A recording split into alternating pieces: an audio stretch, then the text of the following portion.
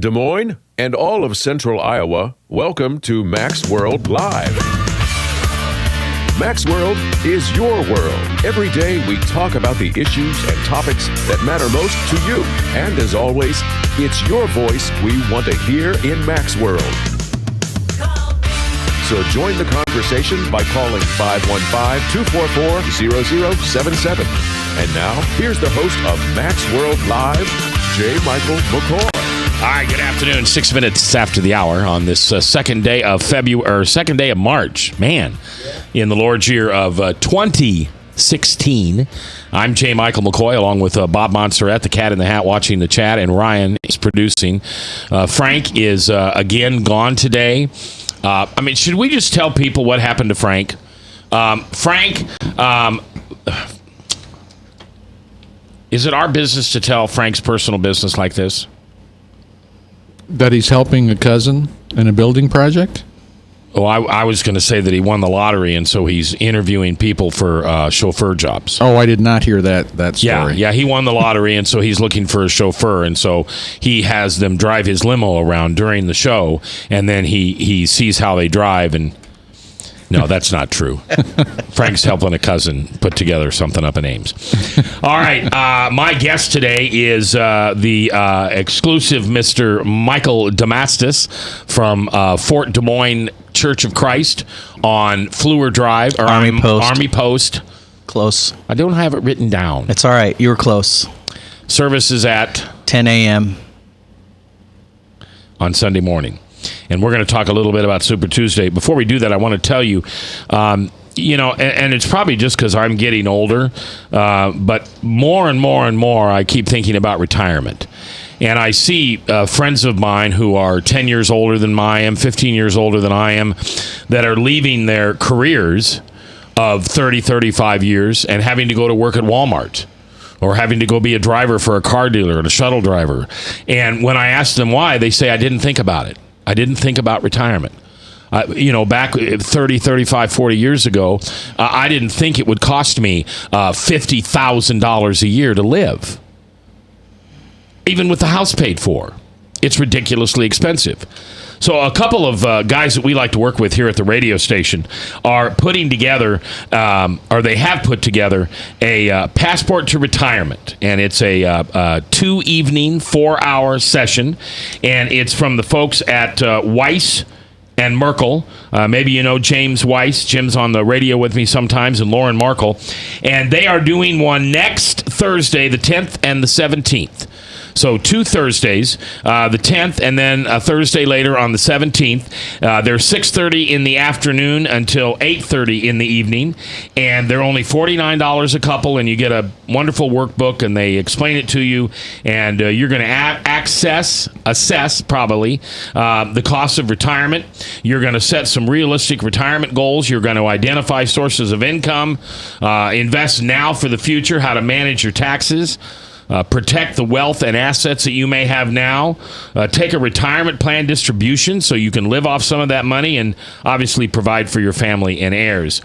And so it's a 4-hour class for both of you, both you and your spouse or you and another person, and it's only $49. If you want to find out some information on it, because I don't know that much. I kind of just told you all I know. You can call them at 515-278-4110. They are a local company. These are good Christian men. And they will be glad to talk to you, or someone at the office could talk to you about whether this is something that you want to attend. Again, it's 2 Thursdays in a row. Next Thursday the 10th, and then Thursday the 17th. So while everybody else is out whooping it around for St. Patty's Day, you can be in a passport to retirement class with our good friends Jim Weiss and Lauren Merkel. All right, from Weiss and Merkel Financial. All right. What a deal yesterday. Super Tuesday. Did it ended up being that super for anybody? I know when I heard Trump spouting off about, 9 o'clock, at that time Rubio hadn't won anything. Correct. But I guess he did end up winning Minnesota. All right. And do you know how many delegates that gets him? I could find out pretty quick. I don't remember the particulars of I'll tell you here in just a All right, second. but- There were 38 delegates in Minnesota, and Rubio won 17 of them. All right. Out of that, by the way, Cruz won 13. All right. And so how many does Cruz have altogether? Currently, and this is a really interesting dynamic. Depends upon who you look at, because there's some varying numbers out there. Fox has some numbers, Politico has some numbers, CNN has their numbers, but most of them are getting really close to the same number. So I'm going with Politico. Here's what they say. Donald Trump currently has 319 delegates. How many does it take to nominate? 1,237. Okay.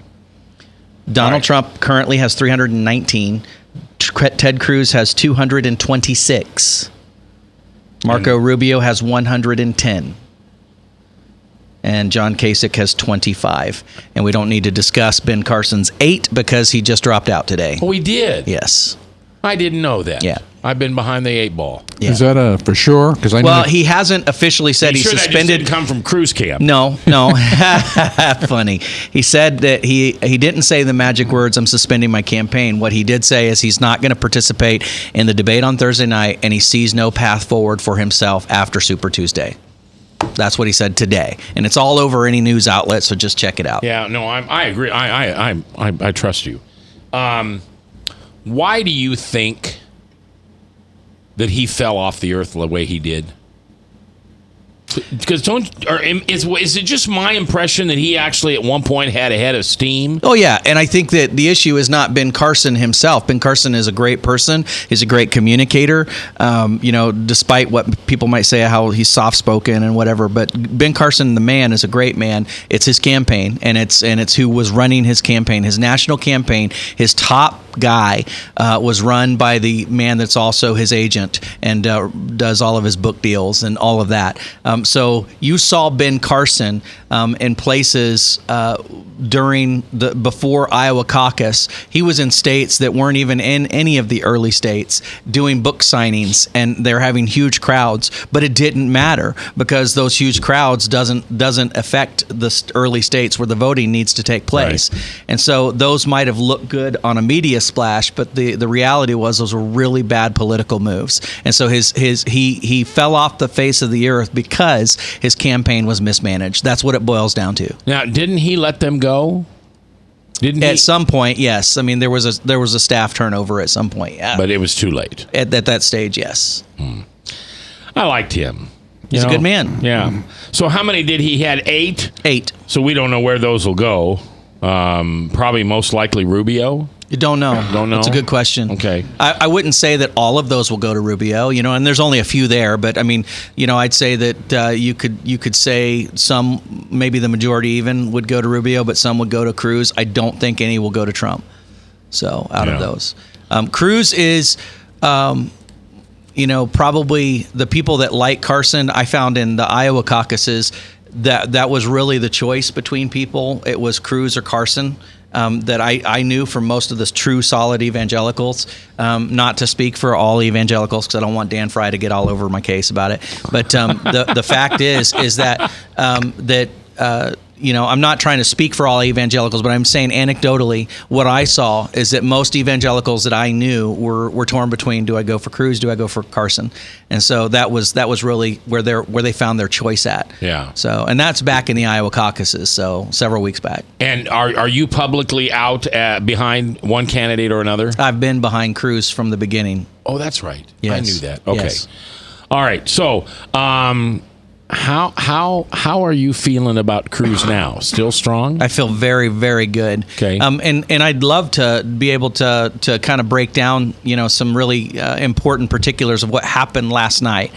Because I think it's really important to discuss, when you look at, people look at the fact that Donald Trump won, several states or whatever. Keep in mind, of those states, he never topped. I don't even think in one state. I don't think he ever topped 38%. So he's running around a third, basically 32, 35 is the average of what he was getting in numbers. Ted Cruz, for most of those states, came in second that Donald Trump won. Not all of them, but most of them. And, all of those states that he won, that Donald Trump won, none of them were winner take all. So he didn't take all of those delegates, no matter what state he won. And those delegates had to be shared between whoever else came in second or third place. Now, the interesting thing is that some of those states actually had, kind of a threshold. You had to make at least 20% in the voting realm to be able to get delegates. And Rubio didn't even make that threshold in a couple of those states. So that's why his numbers overall are really low. But, when you come out of what happened yesterday with all of the available delegates that were there, and there's only basically a 90 delegate difference between Ted Cruz and Donald Trump, that's pretty significant. Now, here's the other thing that's really significant. The states that Donald Trump won, and this is something that not a lot of media is covering and talking about, and the states that he won, they were open primaries, which means that Democrats that knew Hillary Clinton was going to win no matter what, they went ahead and switched parties and came and voted for Donald Trump because they want Hillary to face Donald Trump. And so the Democrats came over and voted for Donald Trump to help him win in the states that he won. The one state last night that was a closed primary, which means you can't do that, Democrats can't switch over, was Oklahoma. Ted Cruz kicked Donald Trump's behind big time in Oklahoma. All right, let's break down some of those races when we come back. Pastor Michael Demastus is our guest from the Fort Des Moines Church of Christ, right there on Army Post Road. Services at 10 a.m. on Sunday morning. Don't forget, we have got a retirement class, Passport to Retirement, brought to you by the good folks over at Weiss and Merkel. If you're interested, make sure you call them at 515-278-4110. It's next Thursday and the Thursday after, March 10th and March 17th. It's $49 a couple, and I think you'll find it's worth your time. All right, we're coming back live here on The Truth. Thanks for listening.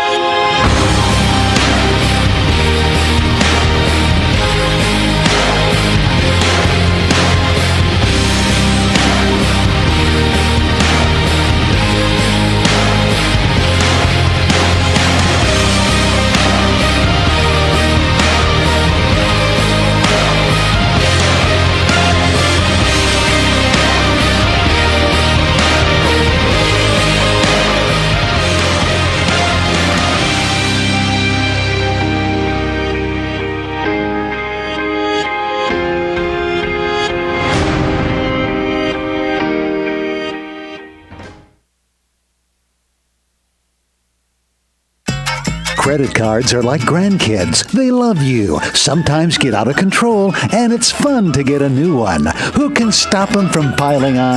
Hi, I'm Tom Coates with Consumer Credit of Des Moines. At the end of the day, you can return the grandkids, but you're stuck paying off bad credit card debt. We'll help you put the fun back into using credit cards responsibly. Right, kids? Yeah! If you need help getting credit cards off your back, call Consumer Credit of Des Moines. Hi, my name is David Burrier, your Hope Coach.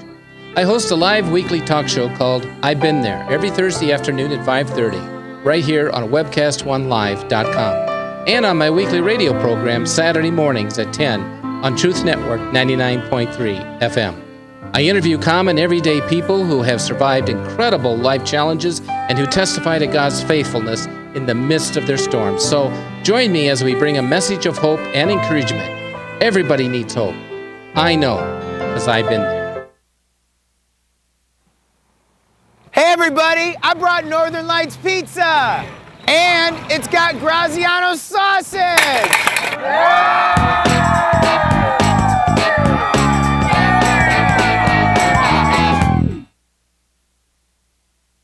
Rock and Prevention is celebrating 25 years of creating a caring community. We want to say thank you to the tens of thousands of Rock High School mentors that have carried our message of health, love, and encouragement to over 1.5 million children, teachers, and parents. Our mentors teach children methods and skills to prevent bullying and drug use. Thank you to all the school administrators, teachers, and counselors for the opportunity to serve you. Rock on, fair citizens. Rock on.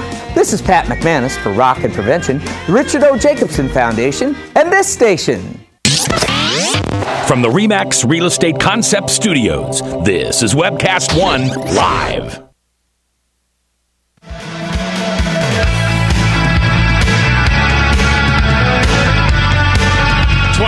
minutes after 3 o'clock, 3:21 on the second day of March in the Lord's year 2016. Of course, we are just 20 days away from spring, although you wouldn't know it today. Got kind of cold again. Yeah, but it's going to warm up. It got down to 17 degrees last night, and the wind chill was almost zero. Yeah. That's my puppies. Little Coco. My little, oh, you don't know. But anyway, I have two dogs, and Coco decided he wanted to stay out and not come in, and so my wife thought I had brought him in. I thought my wife had brought him in, and so about 10:30 at night, and I'm sleeping by now, CJ comes to the bedroom and says, I can't find Coco. And I don't know if you're a dog. Yes, you're a dog person. You know how that feels. Mm-hmm. Where's the dog? I don't know where the dog is. And so I'm shouting out the front door because we thought we'd let him out the front door to go to the bathroom. And all of a sudden we heard him barking. Now he's sitting at the back door. He didn't. I don't know why I'm telling this story. Nobody understands. But if you love your dog, you know that frantic feeling.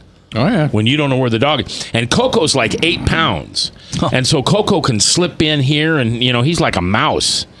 So anyway. All right, special guest, literally special guest. I literally called him at, 8:30 this morning or something like that, and said, I did not think about after Super Tuesday. We had Tom Henderson on from the Polk County Democratic Party yesterday with Tom Coates. So we had all the conversation, but I thought, I need a wrap-up on this. So Pastor Demastus, who is involved in, how would you say, you're involved in politics? I mean, how would somebody describe that? I would just say that I'm an engaged pastor. Okay, into the political system. I am involved in the political arena. I'll be up at the State House tomorrow, actually, at a House subcommittee hearing on the Death with Dignity bill that they're trying to, have more discussion on. We're trying to prevent that from going to the floor. I thought that died. It has effectively, but this is to help make it more difficult if it wants to come up again. Oh, okay. And so there's more discussion on it at the House subcommittee hearing tomorrow. But it's they just don't call that the David Hurd bill. It's it was, they put it up last year too, so they're going to keep trying. So and it'll pass at one stage. It will if we don't keep vigilant. Yeah, at some point we will. And it's interesting because we were talking about that on the air because that really ties into my wife's passion of right to life. Mm-hmm. This at the end of life rather than the beginning of life. And where were we? We were somewhere. It was a secular place. Oh, we were at a restaurant and somebody came over and said, how's your show doing? I listened the other day and I couldn't believe that you're against this Death with Dignity bill. And wouldn't you prefer to choose your own death if you're sitting there dying of cancer? And my wife butted in. You don't want to mess with my wife. I think she's like your wife. Just don't step on Mama Bear's land. And she said, well, yeah, you'd think that'd be the case, but then you eliminate any miracles from God. Exactly. And the person kind of looked at CJ and then looked at me, and I said, think about it. Mm-hmm. I said, if you believe in your Creator and you pray for healing, mm-hmm. He's going to bring it in His time, not your time. Exactly. So, anyway. All right, so here's what I want to do. Trump won, 7 states? I think so. I don't remember. Rubio won 1, and Cruz won 2. And Cruz won 3. Cruz won Alaska. He won Texas and Oklahoma. All right. And Rubio won Minnesota. Kasich, did he win anything? No. All right.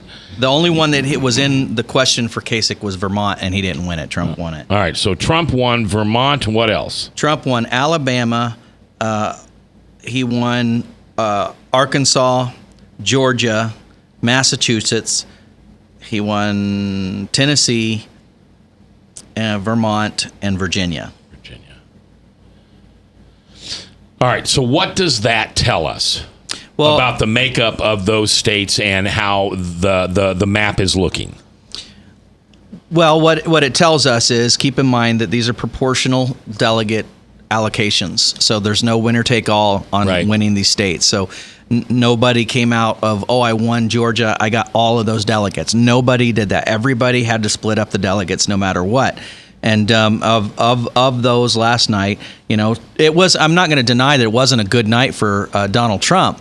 But like I said, the interesting dynamic is that it isn't necessarily a true head-to-head contest, because the head-to-head contest that happened last night really was only in Oklahoma. That was a closed primary. That was only Republican voters that could vote. And Ted Cruz literally trumped Donald Trump in that state. And out of the 43 delegates, that was 14 were allocated to Cruz, 12 of them went to Trump, and 11 of them went to Rubio. But it's nice to see that Donald Trump does not do well in a strictly Republican head-to-head contest. He doesn't. And the reason that he doesn't do well in a strictly head-to-head contest is because the true conservative sees through just the veneer of who he is claiming to be. And who's that? Well, Donald Trump is trying to posit himself as the true conservative right now. Oh yeah, his speech. He's the guy that's going to do the best in immigration. He's the guy that's going to do the best in national security. He's the guy that's going to do the best for getting America fiscally responsible again. He doesn't really promote the whole life issue a ton.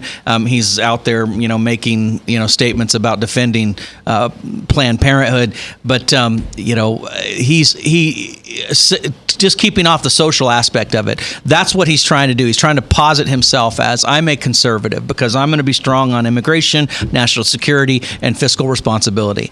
And most conservatives, though, we like to hear that. That's why I can't deny there are some evangelicals that are going and following that road to support Donald Trump, which I can't understand it, honestly.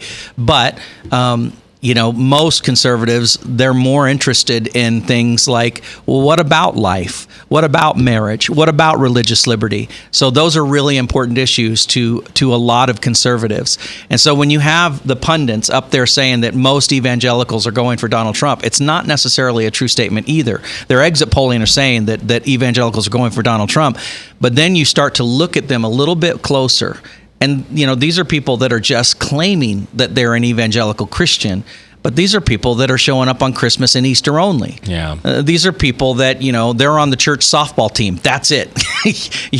That they are not really committed to a church. They're not actively involved in a church. They're not tithing to a church. These are not truly actively committed Christian evangelical voters. And that's hurt us a little bit, just that name label. All right, so let's talk about that label for a second. Pastor Michael Demastus is here from Fort Des Moines Church of Christ, right there on Army Post Road, services at 10 a.m. on Sunday. By the way, it's your voice I want to hear. Please feel free to pipe up. 515-244-0077, or you can join us on the Service Legends Truth Text Talk line. Say that fast. At 515-809-0993. Any messages on the text yet, Bob? Okay, Bob Montserrat sitting here ready for that. So it's your voice we want to hear. Feel free to call us. Labels. Let's talk about labels. What do you think the average guy on the church softball team means when he says he's an evangelical? First of all, what does that term mean?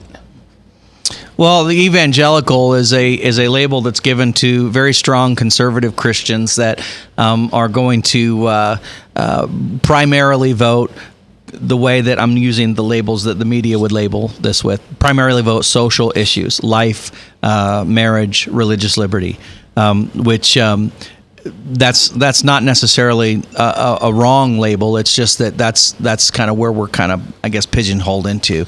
So, all right, I use a term on this station all the time, and it's called a cultural Christian. Mm-hmm. Now, to me, a cultural Christian, and I don't mean to offend anyone when I say this. It's just Mac, okay? And the opinions of Mac are not necessarily those of Michael or Ryan or Bob or anybody else.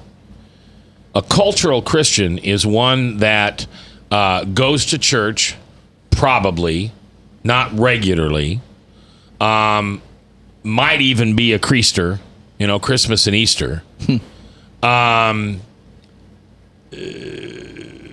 If you ask him what the gospel was, he said, well, it's the New Testament. And if you ask them about their born again experience, they'd look at you kind of funny and say, well, I don't know what that means. Are you judging me? Why are you judging me?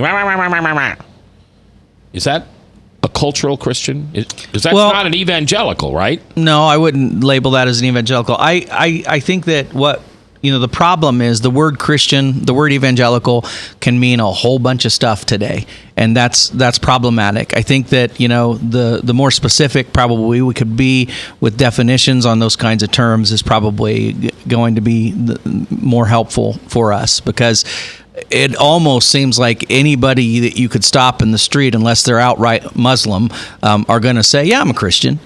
Because they went to church, when they were a kid, and their grandma, was whatever, and so they identify with that. That doesn't mean there's any real relationship. It doesn't mean that they're walking with Christ. Their definition of the gospel, like you say, is so broad that they just say that's the New Testament, if they even know what that is. Most people don't even know the distinguishment between Old and New Testament, so that would be a little better specifics. Most people don't what? Know the difference between the Old and the New Testament? Correct. I mean, if you call yourself a Christian, well, I would say that's a pretty true statement. Yeah, I mean, just do any kind of a Jay Leno on the street. Yeah. Ask somebody if they're a Christian. Yes. Can you tell me the differences between the Old and New Testament? They would look at you with crickets chirping in the background. They wouldn't get it. So what I'm trying to say is that the name doesn't mean anything. The name means that you can be the most vile, just disgusting rap artist talking about wretched, wicked, evil things in your songs and lyrics, and then win a Grammy and give all praise to Jesus Christ, your Lord and Savior, who made all this possible. So what are they then?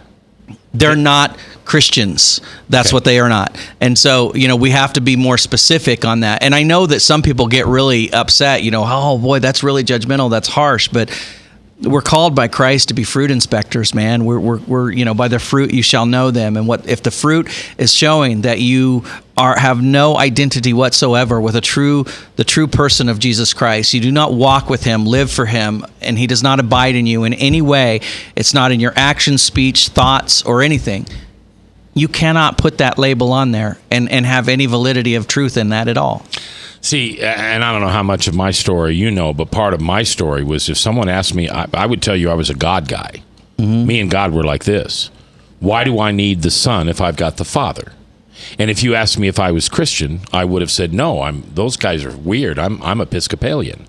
Now, the ignorance of that, you can laugh at that because that's so ignorant. But that's the cultural Christian I was. Mm-hmm. Went to church, tithe. I'm going to give you 10. You're crazy. I'll just put some jingle in the thing. Don't send me a box of envelopes because I'm not going to fill them out. Serve. What do you want? What do you mean you want me to serve? I'll pour water at the annual Shrove pancake, and that's it. That's who I think a cultural Christian is. Mm. Still go to church. Right. And to me, that's who Donald Trump is. Well, and my only issue is, tacking on the word Christian is just, I don't know. I don't know that it's helpful. But if you want to, clarify with the term cultural Christian, okay. But it's certainly not evangelical. Right. All right, we're going to take a break. We're coming back. Pastor Michael Demastus from the Fort Des Moines Church of Christ here. Service is 10 o'clock on Sunday morning. And Rebecca goes there. Yeah, we're coming back live here on The Truth.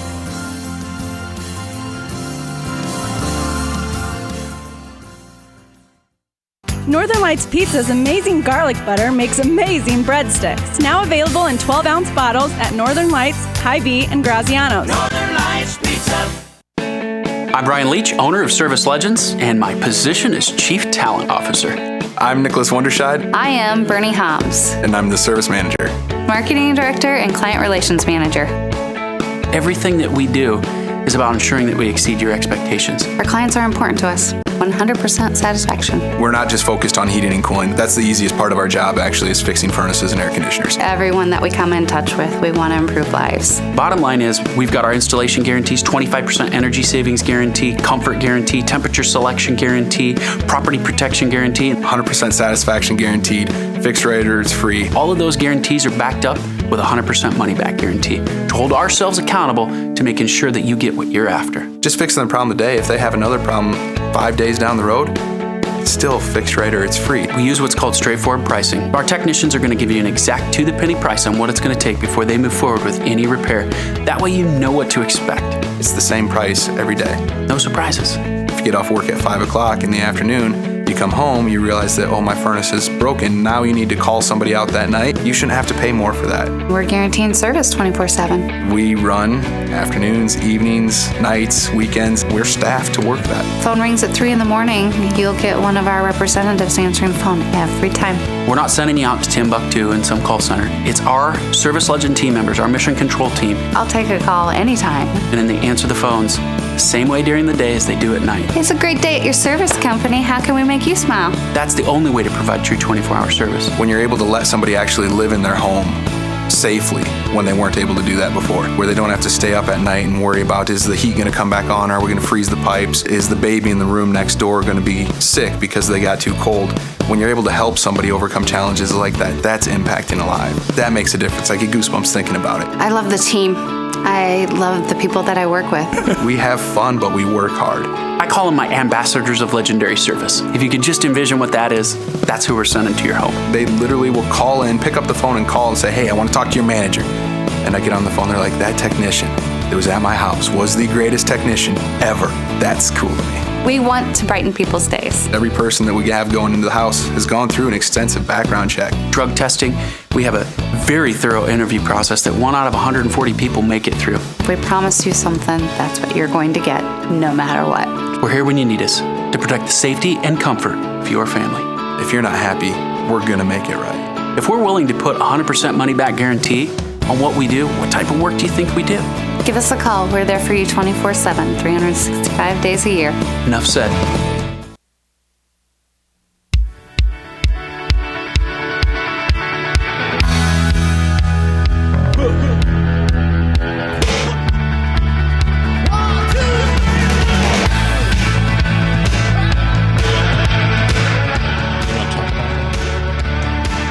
3:38, 22 minutes before the top of the hour. Mike and I were having a conversation off mic, which I don't like to have. And so I want to tell you what it was about. And that is, and man, go ahead and email me. I love you for listening. We're not always going to agree. If two people always agree, one of us isn't necessary. I've been in this game a long time. I'm not the smartest or the sharpest knife in the drawer. Preach. I think that the fight for gay marriage and the fight for zero abortions is gone. I think we lost that, like the church lost divorce is bad and we're not going to accept divorce.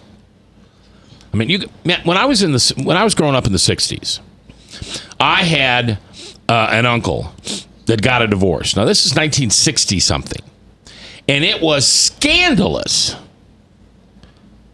Then in the 80s, most churches are remarrying people who got a divorce. Today, is it even a second thought? Will you marry people who are divorced? It's very, very circumstantially. Okay, but you will. Well, okay. If let's look at that. I mean, and I'm not trying to put you on the spot. No, let's pass that by. Okay, because that's a pretty big question you're asking, okay. and that's a difficult theological topic. I believe. My personal feelings are, if we as Christians, we as the church, we as conservatives would allow for abortion under the case of incest and rape, and I know they're children too. I know they're not the victim. They don't deserve to be killed. But I don't ever think we're going to get rid of abortion completely. I don't think the left is ever going to let that happen. I'd rather save, 98%? 2% of abortions are incest or rape. I'd rather save 98% of the babies dying right now and fight for the other 2% later on. You don't agree. No. And I believe that's why we have full force, full-fledged, government-funded abortion. Well, the gay marriage thing is gone. We'll never get that reversed. I don't know that you're accurate on that, and I think that to say that this is a settled issue, the argument's over, the debate's done, we lost, and let's move on to other things. I mean, it was 1973, And the country is more pro-life now than it was in 1973. It's definitely not over. The tide is turning. The discussions are still happening. There is still a very vibrant, strong pro-life sentiment across this nation. And the idea that, and this is what I was referring to off air, is that, I went to Auschwitz. I went to Birkenau. I did that in November of 2014. I stood in the gas chamber in Auschwitz. Oh, man. And I honor you for that. I can't.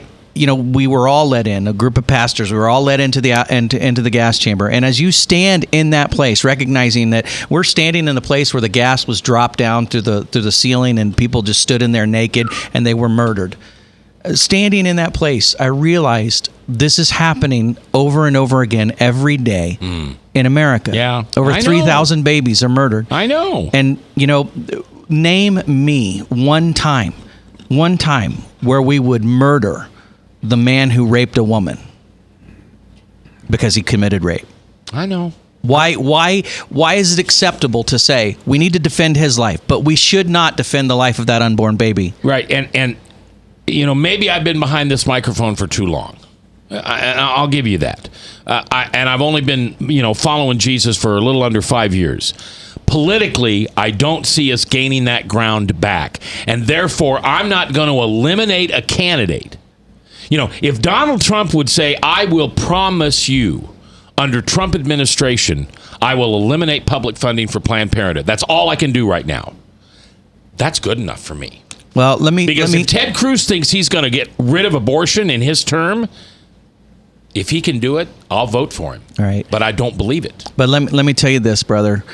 You would have looked at Gideon and 300 men facing an onslaught of thousands upon thousands of horrible, evil Philistines, thinking there is no way that God is going to do anything with this. There's no way that those men, that small group of men, are going to be able to do anything. And out of that, God created one of the biggest victories that have ever happened in the history of mankind. God can do much with little. So why hasn't he? Give you an example. Who do you think he's? I mean, what are you presuming that he isn't doing? He's letting babies die every day. God is? You tell me he can do anything he wants to do. Well, I didn't say that. Well, what about the two? This is silly that we debate this because we're really on the same side. But let's go back to the bill that was before the House just 3 weeks ago on personhood. 2 Republicans and 1 Democrat on the subcommittee, and the 2 Republicans sold us out. Yes. At some point, I have to move to something that I think is winnable if I'm going to change my vote. And I don't like Trump. I don't know if you listen to the station very much, but I dumped Trump. When he made that comment about my listeners will follow me anywhere, even if I kill somebody, what I heard him say, Mac, is so naive and so brainwashed that I could do the worst thing in the world and kill somebody and he'd still vote for me. And I dumped him. I did not caucus for him. I caucused for somebody else. But as we sit down here and it's going to be the Democrat against the Republican, to me, 4 more years of Barack Obama under Hillary Clinton is going to be, it's going to be 3 Supreme Court justices. It's going to be the inability to stop Obamacare. It's going to be, I don't think we could ever turn, it's like turning a U-turn with the Queen Mary. I think Trump can beat her. Well, I definitely think that that's not true. I mean, most polls right now, if you look at them, are all showing that Hillary does very, very well against Trump.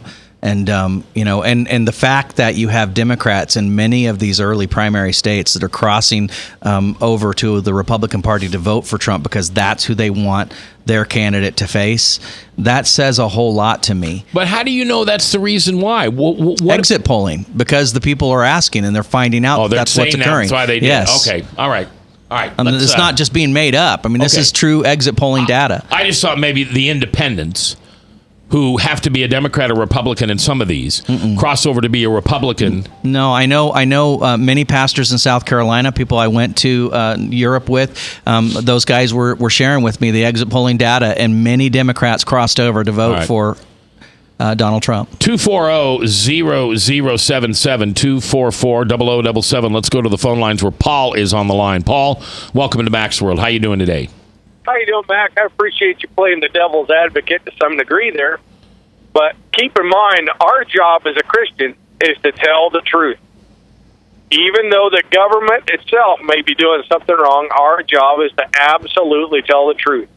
The people that are wanting to make these decisions, they want to destroy their own selves and everybody else along with them. As a Christian, they cannot destroy us no matter what goes on there. As long as we're telling the truth, we're doing what God has commanded us to do. You can't miss. It doesn't make a difference. God has control of this world, and He will take care of it.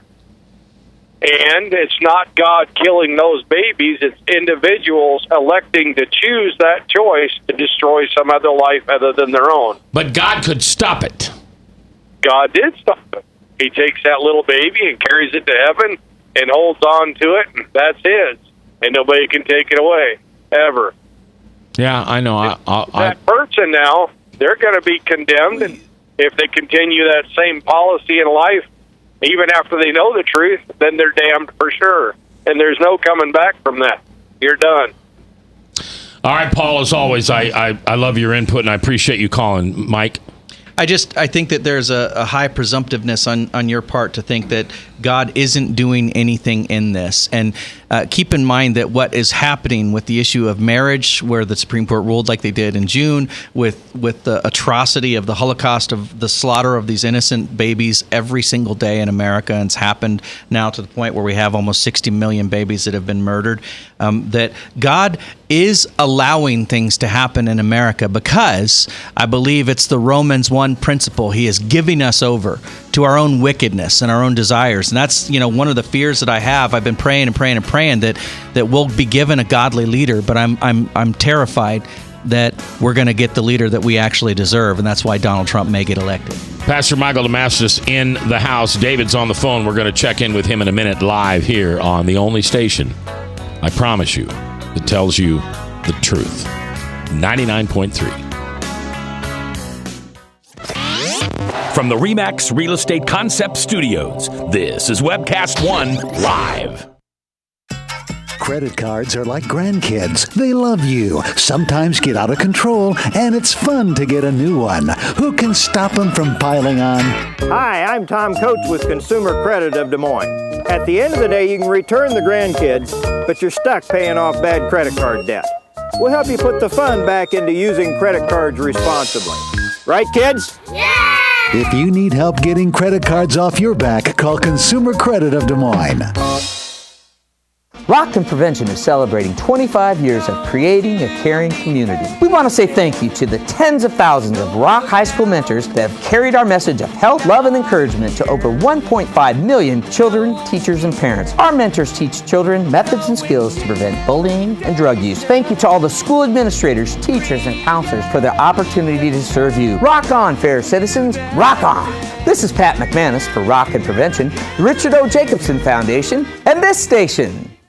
Northern Lights Pizza, your home of the tasty crust. Our garlic butter sauce now available in 12-ounce bottles at Northern Lights, Hy-Vee, and Graziano's. Northern Lights Pizza. Hi, my name is David Burrier, your Hope Coach. I host a live weekly talk show called I've Been There every Thursday afternoon at 5:30, right here on webcast1live.com, and on my weekly radio program Saturday mornings at 10 on Truth Network 99.3 FM. I interview common everyday people who have survived incredible life challenges and who testify to God's faithfulness in the midst of their storms. So join me as we bring a message of hope and encouragement. Everybody needs hope. I know, because I've been there. From the RE/MAX Real Estate Concept Studios, this is Webcast One Live.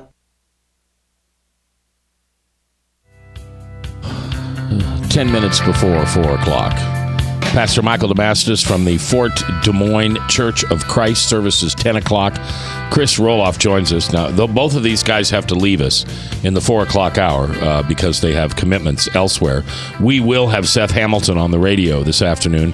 Seth is a missionary calling up to tell us a little bit about his missions, and then we'll continue this conversation on Super Tuesday and what happened. But you wanted to bring up something. Well, I thought, we were talking about faith, we're talking about politics, and, one of the things that's been a big issue on the campaign trail this year has been religious liberty. And Liberty Institute, the president and CEO of the Liberty Institute, Kelly Shackelford, is actually going to be in Des Moines on May 12th.